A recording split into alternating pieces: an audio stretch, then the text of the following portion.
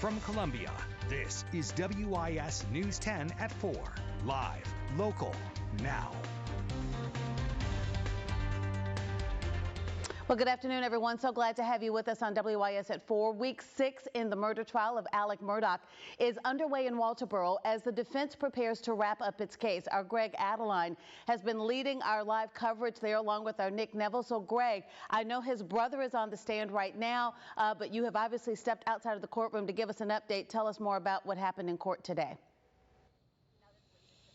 Yeah, good afternoon to you, Judy. John Marvin Murdaugh taking the stand as one of the final witnesses for the defense, essentially a character witness for his brother, talking about the relationship that Alex Murdaugh enjoyed with his son Paul and also his wife Maggie, and also talking about shortcomings in SLED's investigation of the property at Moselle after June the 7th, 2021, after these murders. Now, he says, as for the night of June the 7th, 2021, he says that Alex Murdaugh called him and told him what happened. And he said when he showed up to Moselle that night that Alex Murdaugh was distraught, saying in his words that he does not have a word really to describe just how distraught Alex Murdaugh was. He also said that it appeared that his brother had showered that night when he arrived later on. Now, he also said that he drove a farm truck that night and didn't look for guns in that truck and didn't see any guns in the truck. But he said that he needed to see for himself what went on at the kennels the following day, June the 8th. He said it was not cleaned up. He said he saw a grisly scene and said it felt like the right thing to do to clean up that scene as an honor or a tribute to Paul. And he said that no one should ever have to do that. He said his brother Randy told him to stop, but he couldn't. He said it was the hardest thing that he's ever been through in his life. He said that Buster, in fact, used his Find My Phone feature on his phone to find Maggie's phone, and he said that it seemed like SLED didn't want to necessarily use that they had their own technology to find that. He said that basically he was cooperative through all of this. John Marvin highlighting the cooperation that he had with law enforcement in the search while inferring that law enforcement was lax. And then he also seemed to suggest that the boat accident involving his nephew Paul could possibly be the motive for the murders, citing backlash in the community on social media and saying that the media inflamed rumors surrounding that. But let's get to some of the testimony from earlier on as John Marvin's testimony continues right now. Earlier on, there was graphic testimony from some of these witnesses laying out the shootings in gruesome detail. The defense also seeking to show that whoever shot Paul and Maggie would have been covered in blood. One witness, Tim Palmbach, who's a crime scene expert from Connecticut, testified that he believed that the injuries to both victims suggest two shooters.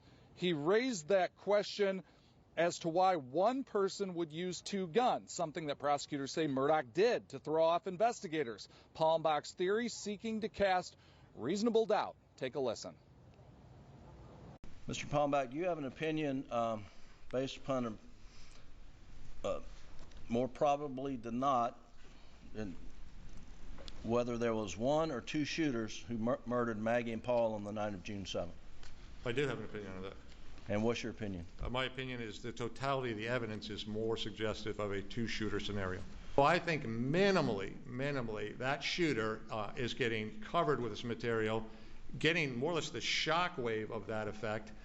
Therefore, I think that particular shooter, for a brief period of time, is kind of out of this. It's not as if they can instantaneously suffer that, drop the shotgun, run to wherever the blackout rifle is, pick that up, and then in any kind of a reasonable time period engage in a meaningful assault, an effective assault, able to shoot straight. Now, Palmbach also appeared to bolster the prosecution's case in a way as he testified that Paul Murdaugh was startled by the gunshot and did not have defensive wounds.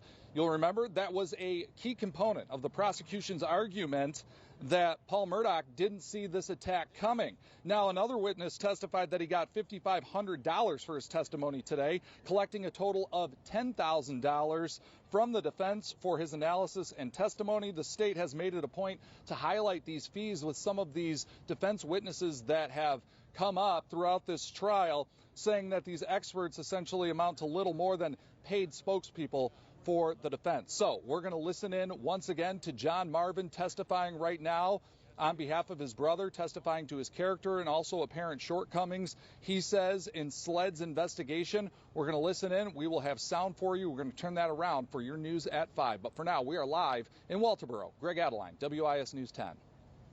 Thank you very much. We will, of course, have insight and analysis from trial attorney Carl B. Grant on today's testimony coming up on WIS at 5:30, and much more still to come from our Greg Adeline and Nick Neville here on WIS News 10. And as always, if you'd like to watch this trial as we get closer to the closing arguments, we are streaming it live from beginning to end on WISTV.com and all of our streaming platforms on YouTube, Roku, and Fire TV.